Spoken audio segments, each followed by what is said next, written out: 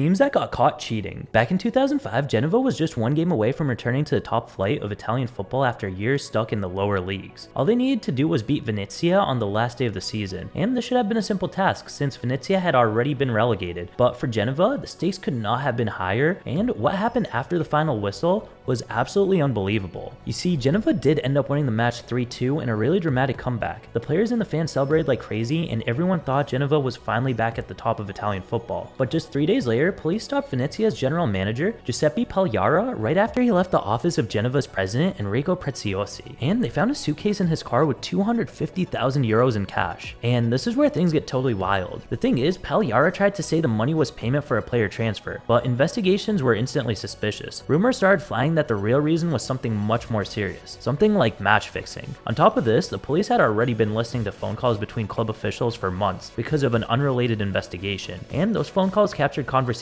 about making sure Genova won and about how cash would be delivered. But get this, things got even messier because it looked like other clubs knew something was up. As it turns out, Torino, who were also fighting for promotion, were actually rumored to have offered Venezia a bonus if they played extra hard against Genova, but Venezia's management had already taken Genova's money to throw the game. So, as rumor has it, this whole thing was chaos. But the final decision hit pretty hard. Remia's at the Italian Football Federation stripped Genova of their win and sent them all the way down to the 3rd division, while Genova's president as well as the main managers all got banned for 5 years, and Venezia struggled due to various money problems. And I post football stories like this one every single day. Follow if you want the algorithm show them to you.